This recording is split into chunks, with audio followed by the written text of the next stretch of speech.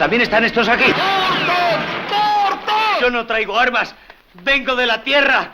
Yo no sabía que ya estaban ustedes aquí. Pero soy inocente, se lo juro. ¡Soy inocente! Pero si esto es Almería, chalao. ¿Almería? ¿Que esto es Almería? ¡Claro!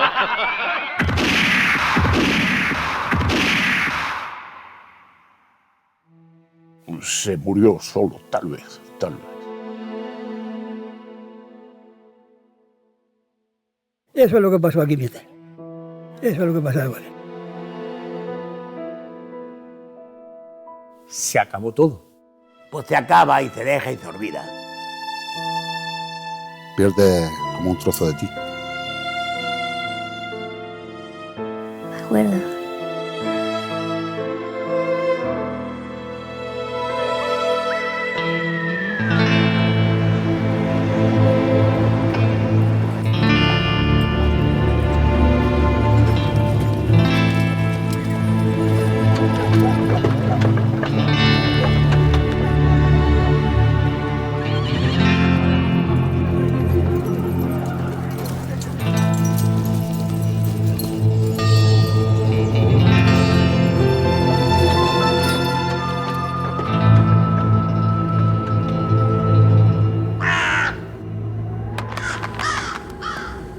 Rainbow night and day.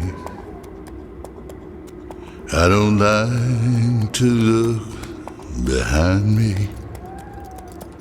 I don't mind the dust, the heat, the desert of this place. My gun, my horse, and I wanna rest. My gun, my horse, and I wanna rest.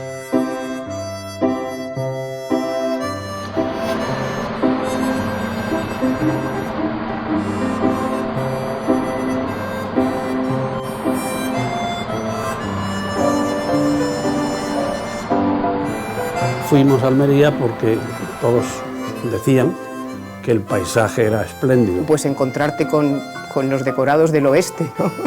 Parecía que estabas haciendo las películas esas que tú tanto habías visto desde pequeña y que te daban la ilusión de yo algún día también trabajar en el cine, ¿no? Almería tiene unos escenarios fabulosos. El desierto de Tabernas lo puedes encontrar en California o en Nuevo México. En Europa no se consigue esos escenarios.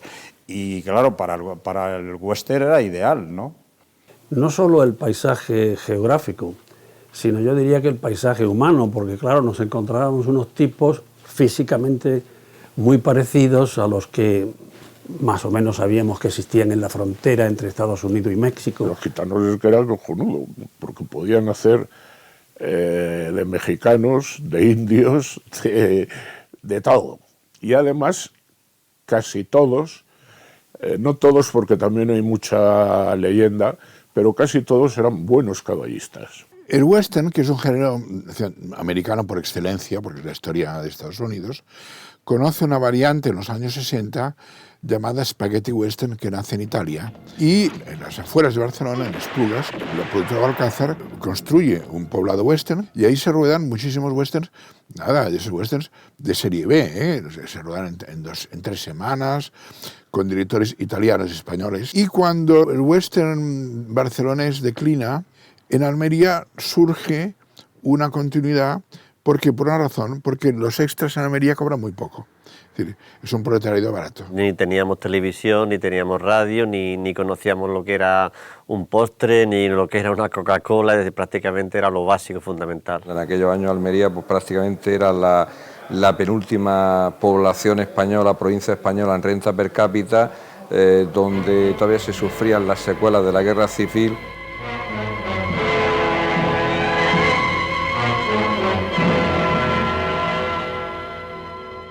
Bueno, se puede decir, no es nada que en contra de precisamente de Almería.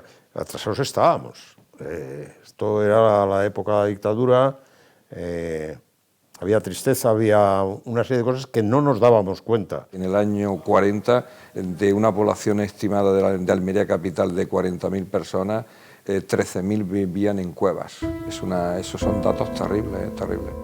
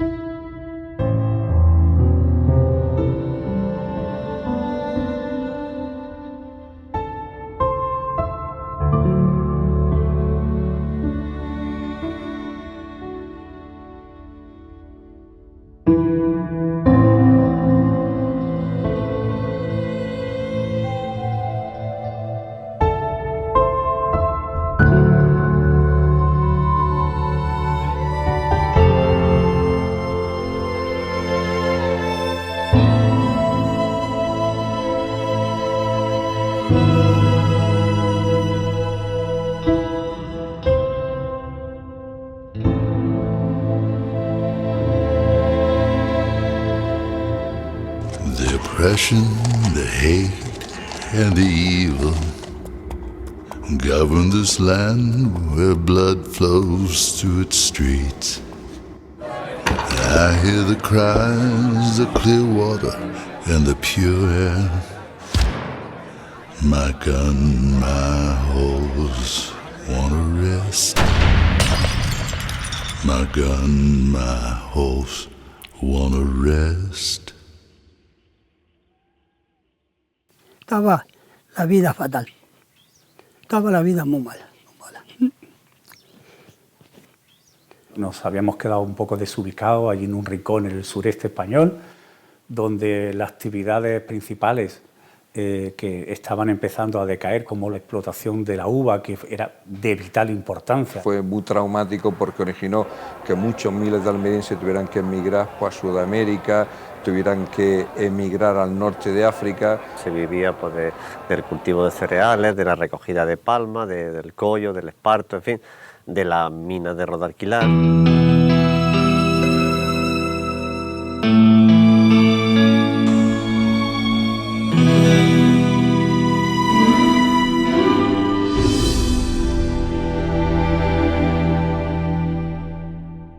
Trabajar en la agricultura, con los ganados, pues haciendo a lo que salía, si queríamos vivir. Segar, echar hasta 40 días de siega, coger collo, ¿sabéis lo que es coger collo? ¿No? De las palmas tirar y coger el esparto. Había poco trabajo, ya estamos volviendo a épocas imperiales, ahora también hay poco trabajo. Llegabas a Almería, no había nada. Había cafeterías, pero si pedías un café con leche, te lo daban de leche condensada, porque no había leche. Claro, yo venía de Madrid, veníamos de gente de la universidad y tal, y yo decía, esta gente tan buena, será terrible esto de que para ser bueno hay que ser pobre, ¿no? La miseria que había. Había qué miseria. Vamos a decir otra cosa. No había qué miseria. Ay. Pero en fin.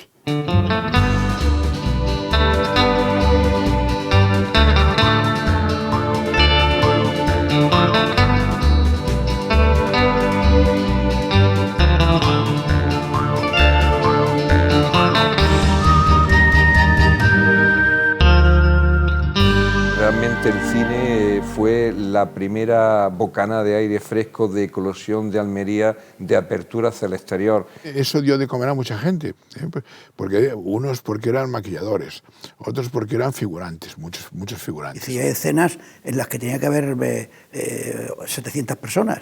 Esto significaba mucho empleo de extras, en definitiva dinero. Gente que se estaba dedicando efectivamente a la agricultura o otras cosas, que trabajaba de extras y que trabajó de extras durante varios años. En aquellos años muchísimos de esos almerienses que vivían en la chanca, en pescadería, en muchas zonas de pobreza de Almería, literalmente se pegaban tortas por trabajar como extras en muchas de esas películas de los años 60, 70 y creó un tipo de ciudadano almeriense que de alguna manera va a trabajar y va a encontrar unas expectativas con aquel primer cine, ¿no? Pues tendría yo 8 o 9 años, que iba un día yo por pescadería con mi padre y íbamos a pescar, porque muchas veces lo que podíamos comer era lo que podíamos pillar en un momento dado. Yo tendría 8 o 9 años, ¿sí? y estaban rodando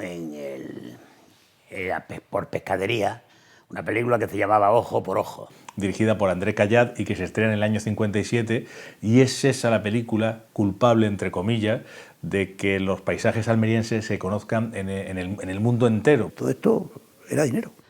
Y resulta que la mano de obra era muy barata. Era todo muy barato, excesivamente barato. Porque la peseta no era el dólar. Y te daban un vasito de vino, y te daban una gamba así de grande y un poco de ensaladilla rusa. Casi era una comida eso, y eso te lo daban todo por 70 céntimos. Entonces aquí es rara la persona de Almería que no haya trabajado en el cine. El cine le debe muchísimo, y el spaghetti western para Almería, y es un elemento clave para entenderla hoy en día, y hace falta reivindicarlo. Yo trabajaba de día en la película y de noche de guarda en un comedor que tiene ahí para los... Estaba de noche de guarda. Claro, hubo gente ya de los extras que prácticamente se dedicaron exclusivamente al cine. No es difícil encontrarse a figurantes nacionales que ya manejan el Colt con la misma soltura de aquel legendario Tom Mix de la pantalla. Cuando te decían que ibas a rodar al cine y por vestirte de mexicano o de romano ibas a ganar más dinero en una semana que en 4 meses trabajando en el campo, pues evidentemente era una auténtica revolución, Recuerdo muy bien que mi madre le decía a mi padre que gana el niño en un día más que tú días trabajando en la mina. Entonces era algo muy diferencial del sueldo mísero que había a lo que las películas no iban dejando. Ellos ganaban, que tampoco era mucho en aquella época, eran 300 pesetas al día, y los teníamos 8 horas. Y entonces no estaba uno en percatarse de aquello que estaban haciendo. Lo que estaba uno en la alegría de ganar los 5 duros.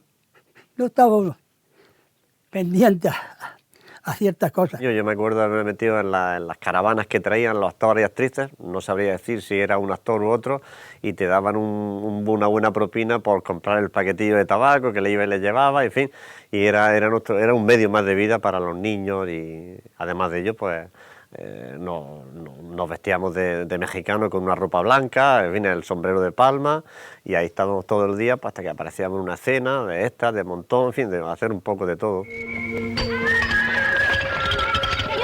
General, excelencia, bienvenido. Buscas una buena cuadra, una habitación para ti. Necesitas lavarte. Me llamo Fernando. Las cuadras están... Me pusieron un sayo largo, íbamos para arriba, luego por esa cuesta que hay para abajo, de Pérez para abajo, y tirándole piedras a una mujer. Piedras no, corchos. Las personas que trabajaban de forma directa en las películas se convirtieron en auténticos expertos en ese oficio, en trabajar para el cine. Y trabajaban muchos, pero luego se organizaron pues las empresas de Madrid, Medina, Ardura, la gente que llevaba los caballos. De aquí de Madrid iban los jefes de equipo, tal, el jefe de eléctricos con sus 2 eléctricos, su maquinista, tal, pero luego los demás se cogían de Almería, eran profesionales, escayolistas, carpinteros. Allí se formó una serie de profesionales de la industria. Hicimos aquí un equipo de especialistas, que los cuales éramos de los mejores del mundo. Ya estábamos considerados porque trabajamos, hacíamos de todo, de coches, de caballos, de altura, nos pegábamos fuego y lo hacíamos bien. Aquí tienen ustedes la escena. Si hay quien dé más y mejor, le contratarán inmediatamente.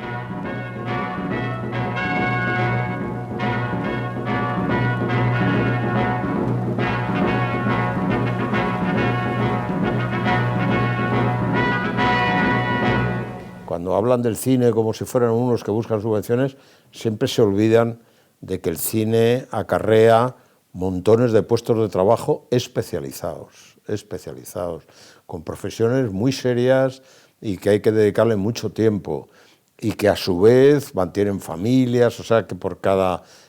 a veces dicen, bueno, los actores somos minoritarios en el cine comparado con sastrería, iluminación, la parte técnica, producción, Y luego todo lo que conlleva de decorados, de montaje de decorados. En un tiempo en el que en España las películas eran películas de corte racial o folclórico, comedias, nadie iba a pensar que iba a acabar haciendo, salvo que para alguna parodia, iba a construir un decorado del oeste. Y eso dio trabajo a peones, dio trabajo a carpinteros, a escayolistas.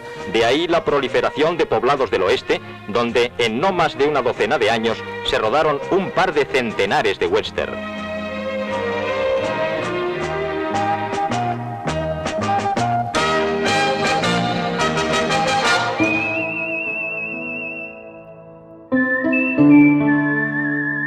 En los desplazamientos a Almería había que hacerlos, excepto el director y los primeros actores, en un autocar.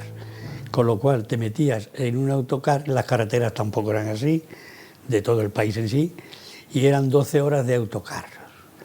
Y aparecíamos en Almería.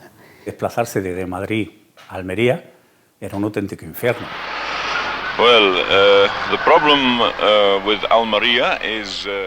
Bien, el problema de Almería es que tiene muy buen clima, pero le faltan facilidades de acceso.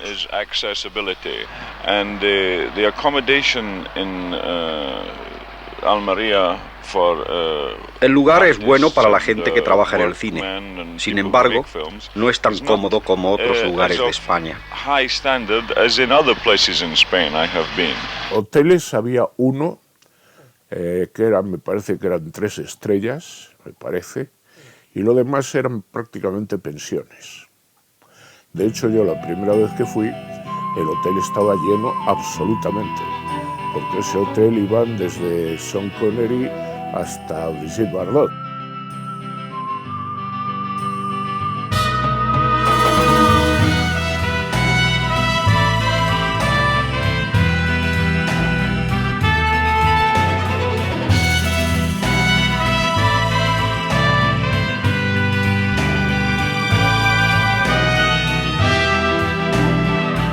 A los actores principales o al director había que ir a buscarlos a Málaga, al aeropuerto de Málaga, porque Almería no tenía tampoco aeropuerto. No existía nada. El alojamiento hubo que buscar casas particulares. Tampoco había apartamentos. A mí me pusieron un piso de 3 habitaciones, cocina y baño. Almería ha cambiado en eso un 1000%. No solo aquello fue un maná económico para Almería, sino que la gente del cine mundial puso a Almería en el mapa. Los almerienses se encontraron con que lo mismo hablaban con un alemán que con un italiano, que con un inglés, que con un yanqui. Eso fue, después de la bomba de Palomares, lo más importante que ocurrió en Almería. El pueblo de Palomares tributa a los ministros un afectuoso recibimiento.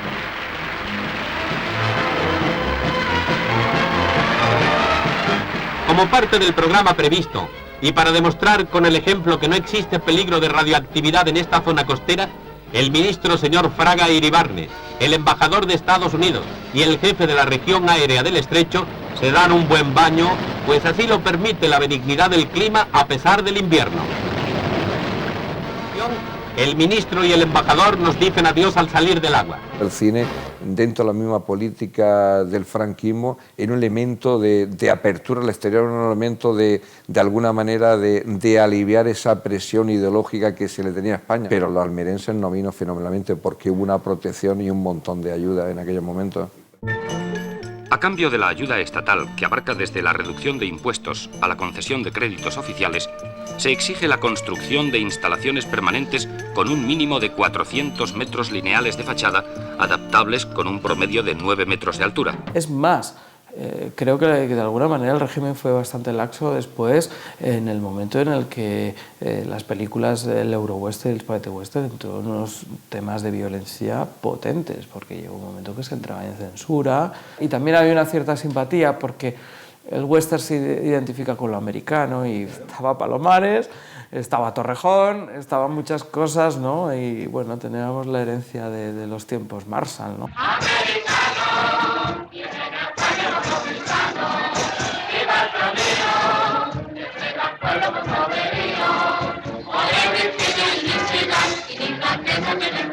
Podríamos definir o describir la llegada del cine a la provincia de Almería como una ventanita por la que entró la modernidad.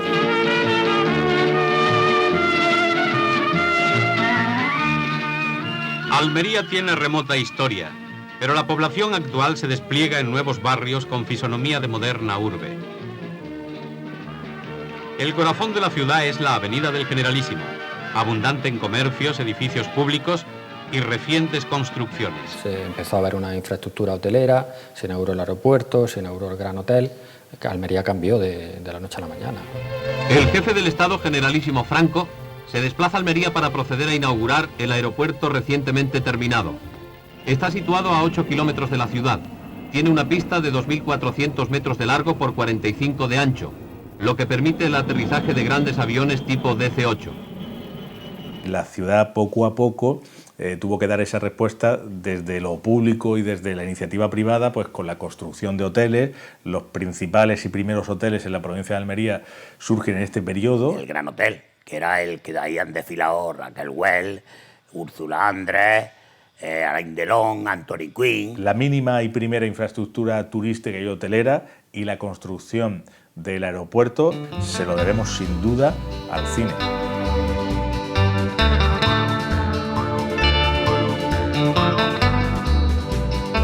A decir que Almería es tierra de cine.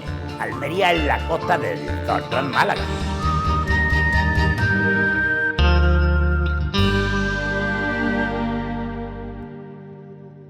Golden times live in this town.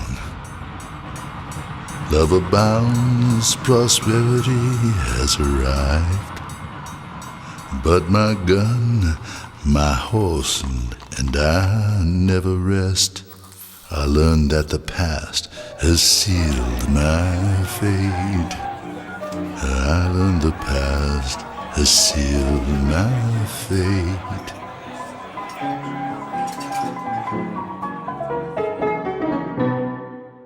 Llegaron no ya las películas españolas, que eran pequeñas, es que llegaron películas extranjeras en donde se derrochaba el dinero que llegaba, digamos, a muchos aspectos de la provincia. No solamente eran los extras, sino que eran las provisiones que se compraban, eran las construcciones que se hacían. Es decir, la verdad es que fue una inyección importante. Es decir, aquello puso color en Almería capital y en Almería provincia. Respiraba, había mucha movida en los bares, en los hoteles. Porque había cantidad de gente que buscaba al acabar el rodaje pues tomarse unas copas, moverse, tal. Los bares estaban siempre llenos. Aquello en cierto sentido fue quizás relativamente rápido, pero aquello en cierto sentido revolucionó Almería. Fue muy importante, es decir, yo en aquella época mía de ayudante de cámara, yo hacía 8 películas al año, de 5 semanas, pero hacía 8 películas al año.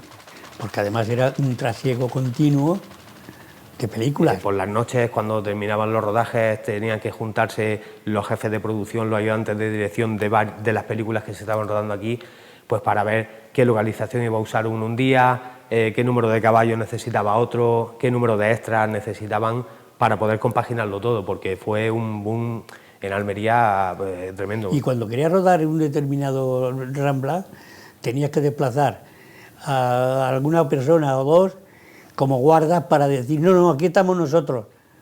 O sea, para coger ese sector que te interesaba de la Rambla. Es que vinieron de Madrid a hacer una película y cuando se dieron cuenta ya llevaban 3 o 4 años sin salir de aquí. Yo llegué a ir a Almería un 3 de enero y he regresado el 22 de diciembre. Una película detrás de otra. Incluso cuando se vinieron, venían solos y a los pocos meses vino la familia y sus hijos iban a la escuela aquí en Almería. Y trabajar con extranjeros, ¿no? Con italianos, con franceses, con americanos, con ingleses. Giuliano Gemma hablaba en italiano, Sophie Dumieg en francés, Jacques Cernas en inglés y yo en español. Y entonces preguntaban que cómo se podía hacer eso.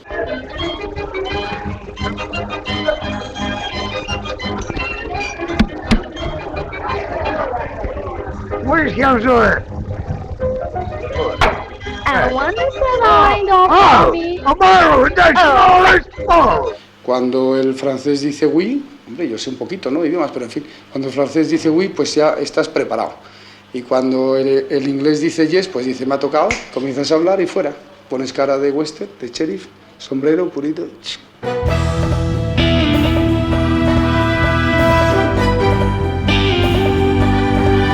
Todo el mundo que venía aquí decía que los caballistas españoles, incluso los especialistas españoles a caballo, eran los mejores del mundo. Toda la gente quería venir de Madrid. Pero bueno, si ahí hay especialistas y os ponéis a ahorrar a las productoras, no cobrábamos lo mismo que a ellos, nada. Nosotros nos pagaban por día. Y a ellos cuando venían de Madrid, pues les pagaban la semana y encima en los hoteles y tal. Porque los que llegábamos de Madrid tampoco dábamos todo para que lo aprendieran. Siempre les dejábamos algo, a ver si después nos va a pisar el terreno. O sea, ¿qué quiere decir? Que le enseñábamos lo justo para que colaboraran, pero que con el tiempo no quitaran.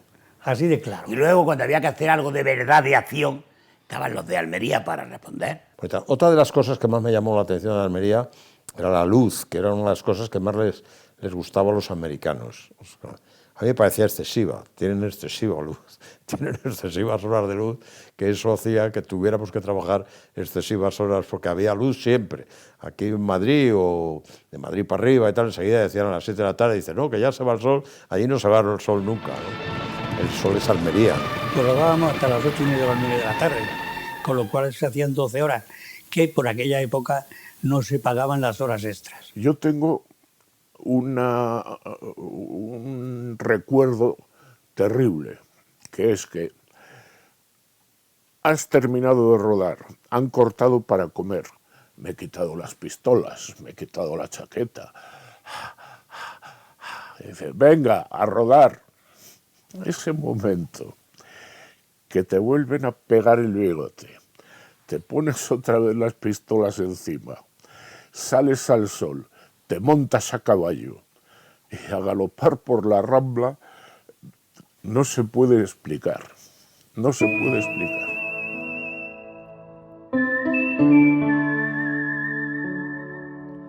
El western, el género cinematográfico de corte estadounidense por excelencia, se puede abordar también desde Europa y ofrecer una mirada que poco a poco se va a ir diferenciando. Eran producciones de serie B, baratas, de poco ambición. La mayoría de unos productos de consumo inmediatos para verse en cine de barrio, para verse en cine de pueblo y para venderse rápidamente al exterior. Sí, Estambul, Tokio, el Cairo, en fin, pero no iban a Broadway.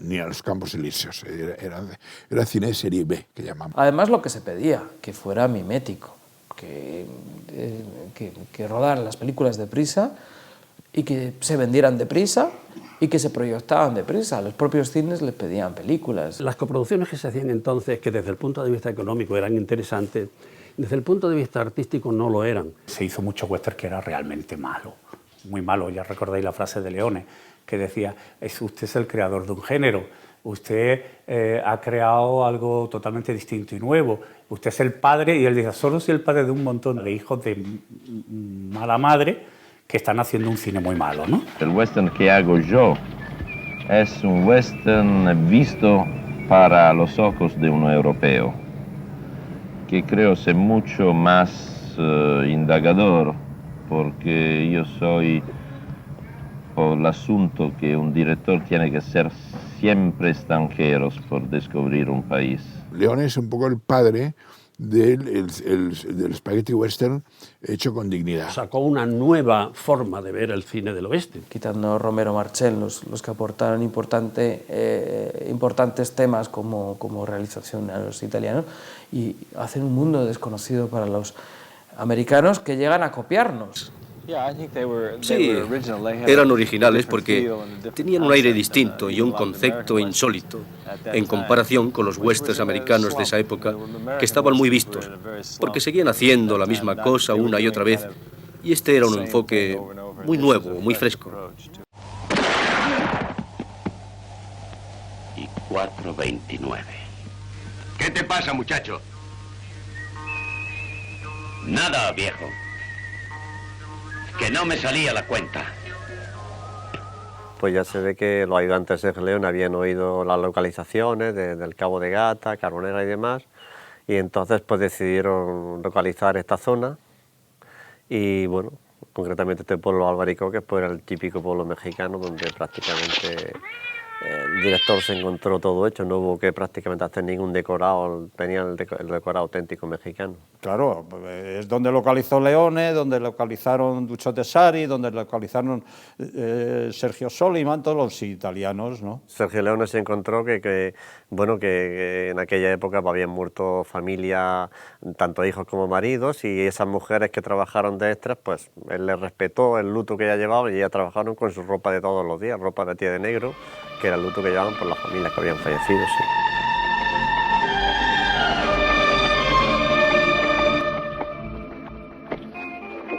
Casi todas las que trabajemos con Sergio Leone éramos los que del equipo de Almería. Yo hice todas las de Leone, las hice yo de hostmaster, de encargado de caballos, vamos, todas. Un director muy impulsivo, de hecho, muchos rodajes se cabreaba, se iba, tiraba. Había un sitio muy especial aquí en Almería, que es un paraje que se llama La Sartenilla. Es una montaña, una cima donde ves prácticamente todo el desierto de tabernas. Y cuando él se ponía nervioso en un rodaje, pues pedía a mi padre, Juan, súbeme al cielo.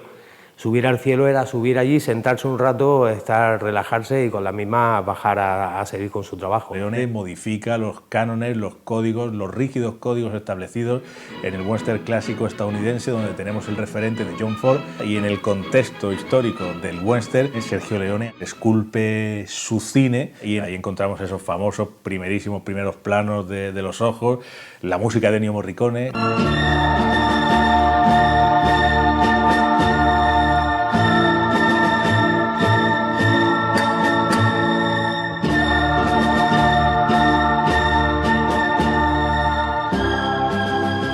Supone al mismo tiempo un cambio radical dentro de la composición de bandas sonoras para ese tipo de películas. Tenía que estar la música mientras estaba rodando porque todo tenía que ir muy bien compaginado. Y la violencia exacerbada. Y no ya solo eso, porque violencia hay también en los western clásicos. Lo que ocurre es que la violencia normalmente en esas películas tiene algún tipo de justificación o de base ética que permite que para el protagonista, el bueno, sea plausible emprenderla.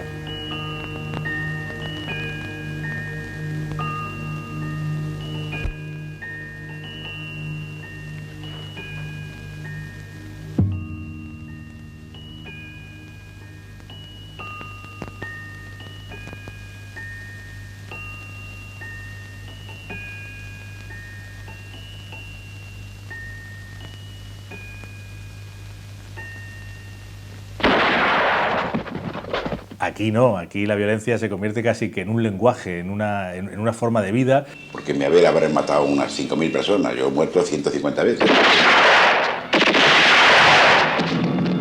Eran películas de evasión, vamos, de la evasión más descarada y más absoluta, ¿verdad? Entonces, como a los 10 minutos de empezar la película, empezaban a matar a individuos uno tras de otro. Y es que mataron como en 20 minutos unos 40 tipos. Y si entramos ya en el plano estético, bueno, pues ahí tenemos también para hacer una tesis, por supuesto.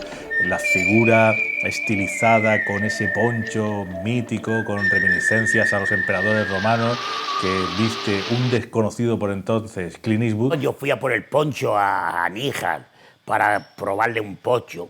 Había todos iguales, pero luego le bordaron unas cosas aquí para que le realzara la cara. Y luego el capelo, otro capelo. Y le ponían un sombrero al Clint Eastwood. Clint Eastwood cuando vino aquí no había adquirido, por supuesto, ninguna fama, pero Lee Van Cleef, que era un actor ya conocido, bueno, para nosotros eran personas que nos permitían vivir algo mejor de la miseria en la que estábamos viviendo y que gracias a eso pues tratábamos de agarrarnos como fuera pues, para seguir viviendo de esa prosperidad que nos daba esta gente. Sí, fue una época muy interesante de mi vida. Me gusta mucho la gente de España. Sobre todo, la gente de la zona de Almería y de los alrededores de Madrid. Todos interesados en la película, aunque nadie me conocía. Era un actor totalmente desconocido. Pensaban que se trataba solamente de otra película de bajo presupuesto, pero resultó ser una de las mejores películas europeas del oeste y que marcó el primer éxito de mi carrera. No entendían que era una industria, entendían que eran personas que venían, hacían aquí algo, dejaban algunos jornales a la gente que los necesitaba y que se marchaban.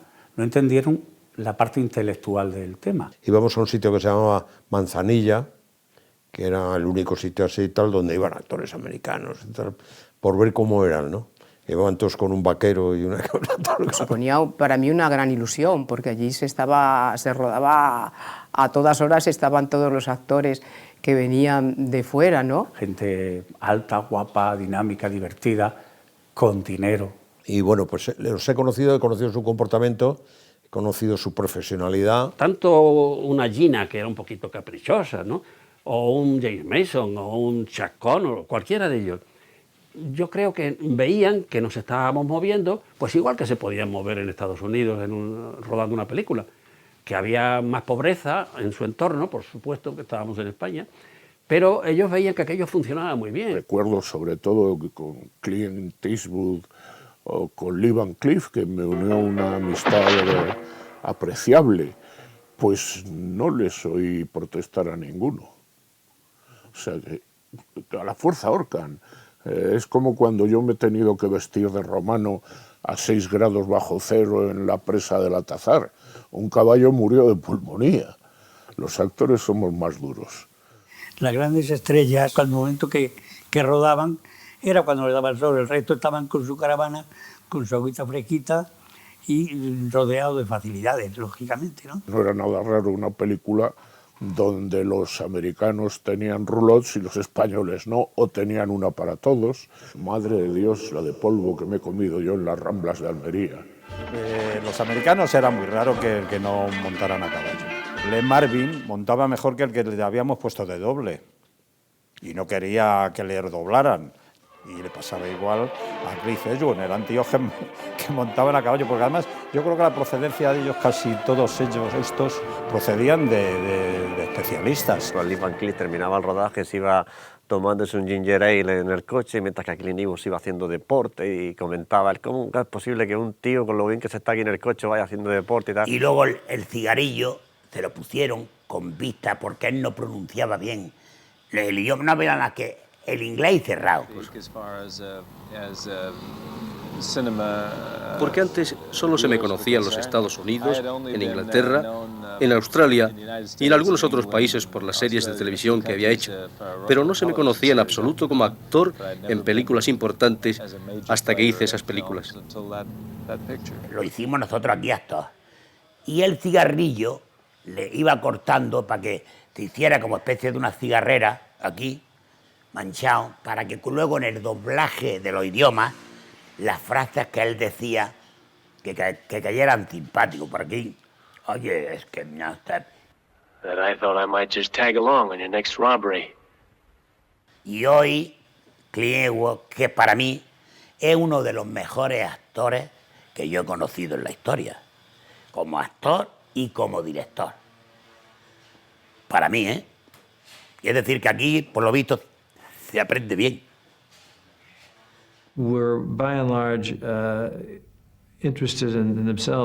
Estos personajes estaban fundamentalmente interesados en sí mismos, en contraposición al héroe del western clásico, que era un buen tipo frente al malo, y sin que hubiera nada en medio de estos dos arquetipos. Pero el western, en fin, sobre todo tal como nos lo ha enseñado siempre Gary Cooper, John Wayne, pero eran personajes de una pieza y no se entraba en unos problemas morales. Tenían mucha más importancia y eran mucho más largos y más importantes los papeles de hombre. Pero sí que, bueno, todo esto te sirve a lo largo de tu carrera, de tu vida. Por ejemplo, en el caso mío, El precio de un hombre estaba basada en una novela que era americana y que tenía características del cine americano del oeste, no las características del cine que inició Leone, no. Entonces, la novela esta americana era una espléndida novela y yo intenté mantenerme dentro de una línea que fuese americana y no italiana, porque así era la novela, así lo exigía la novela. Porque yo creo que Eugenio Martín de alguna manera ha hecho cine de género autor, es decir, se ha convertido en un auténtico autor dentro del cine de género. El buen cine de género cada vez se acerca más al cine de autor. No sé, como decía Rilke, el estilo te denuncia. Pues bien, el estilo de una de estas películas de género, si es muy bueno, transforma aquella película en una obra de autor, ¿no? Las historias de Romero Marchén sí que siguen esos patrones clásicos, unas historias dramáticas que contarías en otro tipo de códigos que no son el western. Desde el punto de vista de guión, he hecho unas películas que se desarrollan en un sitio. Yo jamás me he inventado una película western. Yo siempre me he inventado primero una historia, con unos personajes de carne y hueso, con un problema humano, y luego lo he situado en el western. Hace unos días he estado viendo una película de Romero Marchén, que se llama Antes llega la muerte, que no solo no tiene nada que envidiar, que yo creo que tiene más calidad que incluso con las películas grandes de Sergio Leone.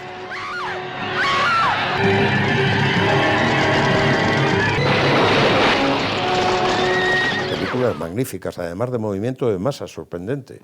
A mí nunca me ha sorprendido, porque si vas al Prado y ves las lanzas y ves tal, hay una cantidad de pintura interesante de movimientos de masas que es una de las cosas más difíciles para los directores.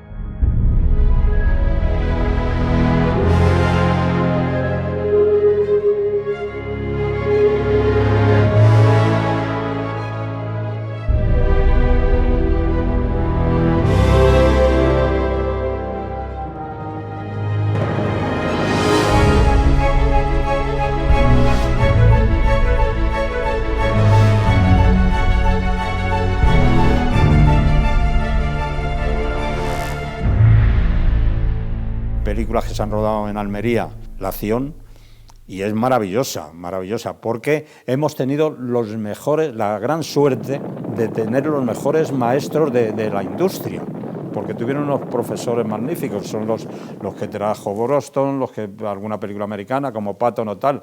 Aquí estuvo Jackie McAnuff, que era Dios como director de segunda unidad, estuvo Terry Leonard, Chad Hayward, Chad Robertson, y de todos estos aprendimos muchísimo. Yo uno de ellos. Los efectos especiales de las grandes películas americanas se hacía casi siempre un angloamericano que se llamaba Alex Weldon. La gente fue aprendiendo lo poco que les enseñaba a él, ¿no? Y bueno, pues entre eso, un poquito de ingenio y una osadía brutal, pues hacían muchas cosas que verdaderamente tenían peligro. Donde allí se creó, había un grupo que sabía mucho de eso, porque claro, era película tras película y había siempre explosiones y había siempre disparos. Entonces me tenían que disparar y yo decía, bueno, pero de aquí seguro que no saldrá una bala porque me da muchísimo miedo tener una, aunque sea de madera, claro, y los efectos especiales pues con la pólvora y las pistolas, que a mí me daban mucho miedo. Tenía que haber una explosión en una estación y se hizo una primera toma y hizo una explosión muy pequeñita y dijo, no, una explosión. Y hubo que pagar en aquella época como 40.000 pesetas, que era muchísimo dinero, para volver a poner el suelo de media estación que volaron. O sea que no había excesivo control, no había.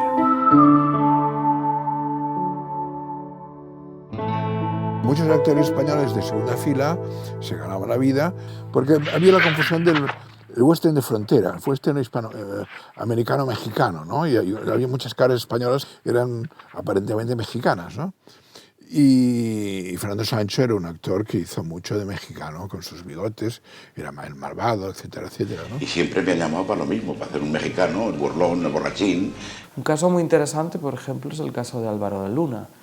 Álvaro de Luna sí estaba, o Sancho Gracia. Pero Sancho Gracia sí que había unos conocimientos previos de interpretación cuando entra al género. Pero el caso de Álvaro de Luna quizá entra más como especialista y más como pequeños papeles y luego pues ahora se han convertido en actores enormes, ¿no? Bueno, y Sancho Gracia era un espectáculo. Él venía de un mundo donde los primeros actores, los grandes actores tenían que formar sus sociedades para producirse las películas, ¿no? Lo que le está ocurriendo ahora a Banderas. Bueno, pues él ya lo hizo hace 30 y tantos años, ¿no? El Sancho fue productor de los Curro Jiménez para Televisión Española, pero fue productor. ¿Quién es usted? Curro Jiménez. Cuando tiene una piedra no oculto la mano.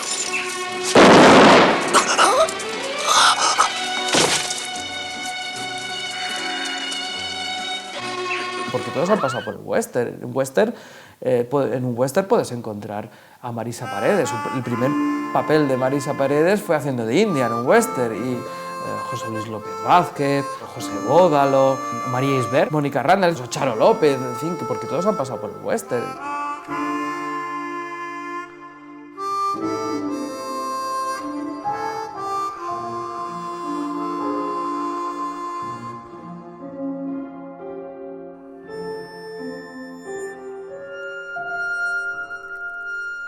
The good, they die with honor. The bad die without forgiveness. On the graves, the weeds give way to flowers.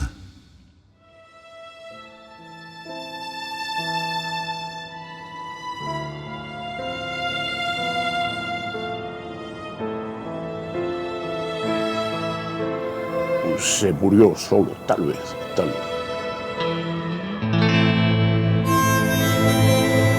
Eso es lo que pasó aquí. Eso es lo que pasó. Se acabó todo. Pues se acaba y te deja y te olvida. Pierde como un trozo de ti. Juega.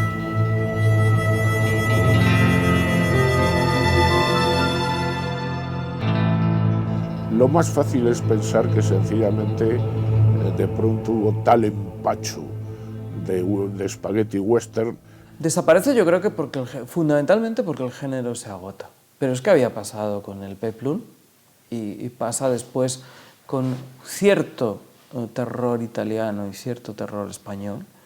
Y ocurre después también con el cine, digamos, la comedia sexy o el softcore, ¿no? No existe una causa específica por la que se dejaron de hacer películas en la provincia, sino que más bien responde a un cúmulo de factores diversos que cada uno en un porcentaje diferente pues llevaron a esa realidad. Decían que eran repetitivos los argumentos, que se sabía ya de entrada quién era el malo y quién era el bueno. Pasa de moda, el cine se hace más urbano. Almería estaba encasillado en eso, no se buscaba otras localizaciones, que las hay muchas, para hacer otro tipo de cine. Y Almería cierra puertas.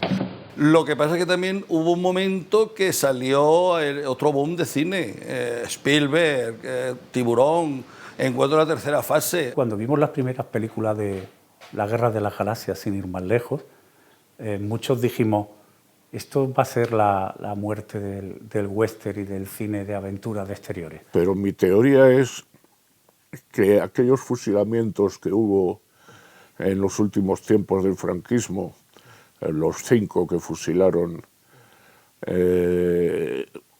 hubo un movimiento muy grande de cortar relaciones con España y tal. A partir de ese momento, durante una temporada hubo muchas menos coproducciones. Pues yo creo que acaba por la competencia de otros países.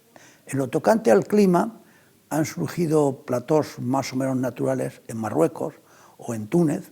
Marruecos es un país estable, la mano de obra es mucho más barata. El nivel de vida en la provincia de Almería y en España en general sube a partir de esa etapa, primera, segunda mitad de los años 70, y ya a las economías británica, estadounidense, alemana, francesa y sobre todo italiana, pues ya no les resulta tan rentable como unos años atrás hacer aquí las películas. Yo creo que la globalización ha perjudicado a Almería en ese sentido. Ha habido mucha leyenda negra de que si se abusó mucho de precios. Se crearon dicen hasta mafias para organizar el tema de los extras que tenían que ir a distintos rodajes. Se habla de muchísimas cosas, pero también se dice que la gente que venía de Madrid en las producciones era la que alentaba que se hiciera eso. Pues también a mucha gente de Almería denuncian personas paisanos que han trabajado en el cine y vivieron aquello en primera persona, pues que las condiciones de trabajo eran peores, más negativas que las que encontraban en otros puntos de España o en el extranjero. Hasta el señor que aparecía como un puntito en mitad del desierto aquel, de la Rambla, en medio de la Rambla, aparecía un señor como un puntito con un Winchester, avanzaba y llegaba y decía, ¿han pagado ustedes el permiso? Tú tenías el permiso para pagar donde ibas a rodar. Y habías pagado y tenías el permiso. Ya a la media hora tenías un tractor puesto al fondo. Entonces el de producción iba allí y decía, bueno, oiga, que quite el tractor que lo vemos. Dice, yo estoy en mi tierra y hago lo que quiero. Oiga, ¿quiere usted quitar? Y dice, no lo quito, esta es mi finca. Pero mire que tenemos que ir, de que no lo quito. Dice, vale, ¿cuánto? Pues tanto. Y se iba el tractor. Aquí ya las que por pasar por la puerta querían ya la gente cobrar. Familias que tenían controlados para que imponer incluso que tenían que contratarlas a todas las familias completas y iban de un sitio a otro y tenían un modus vivendi muy particular. Era una actividad muy curiosa. Todo esto fue sumando y fue lo que fue echando a la gente de Almería. Ni fuimos el milagro para que toda esta gente maravillosa viniera y rodara toda su obra aquí, y tampoco fuimos los culpables de que se dejara de hacer. No se les ha sabido tratar y hacer una industria en Almería que lo tenía todo. Tenía el paisaje, tenía el clima, tenía la luz, lo tenía todo. Lo que no comprendo es cómo el cine español no ha establecido aquí una industria. Hace 9 años que vine por primera vez a Almería y ahora veo que todo sigue casi igual. Rafaela de Laurentiis, cuando hicimos Conan, me dijo, qué pena que aquí en Almería no hayan hecho unos estudios. Efectivamente, era el sitio idóneo de Europa para hacer unos estudios de cine. Sin embargo, lo han hecho los estudios en capitales que no han sido nada de cine. Luego, después han ido a hacerlo a Alicante, y claro, Alicante ha fracasado totalmente, porque no es Almería. Almería es que tiene toda la provincia es un plató de cine. Y sin embargo, aquí no se ha hecho nada. ¿Cómo es posible que después de todo eso en la provincia no quedara absolutamente nada?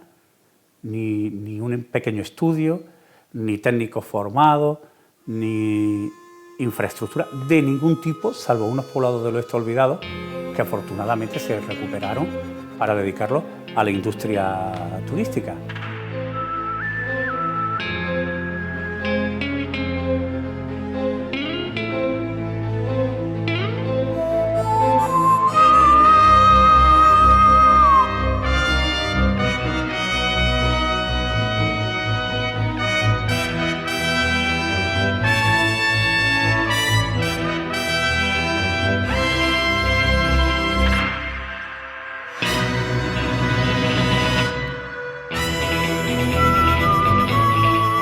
Foro Bravo nos ha costado muchísimo mantenerlo, lo seguimos manteniendo gracias a las visitas turísticas. Nosotros compramos esto para hacer cine, nosotros compramos esto para hacer películas, lógicamente, pero luego venían turistas que querían visitarlo. Que aquí se rodó la película de Henry Fonda hasta que llegó su hora, pues cuando me ven se quedan pillados, ¿no? Porque se creen que están viendo la estampa de la imagen de Henry Fonda. Yo soy yo.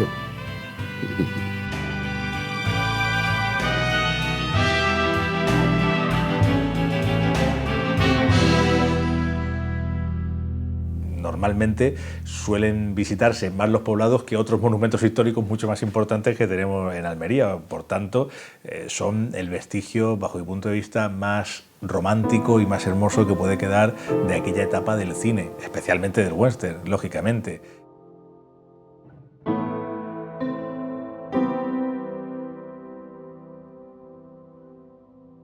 El cine tiene una cosa, y es que crea un universo propio. Que todo el mundo era imprescindible e importante. Cine, vayas a donde vayas, el equipo del cine crea su propio mundo. Una labor familiar, de conjunto. Siempre va a haber rodaje. Por eso es tan difícil hacerlo. En Almería se siguen rodando entre 35 y 50 cosas cada La año. película aquí pues dio vida. Aquí puede haber un futuro magnífico. Y ojalá fuera durado mucho tiempo. El western sigue. Es que duró poco. Bonita época, muy bonita la época. Sí. Entrabas y ya te sentías en el oeste. Pero estamos ahí, Almería siempre está ahí.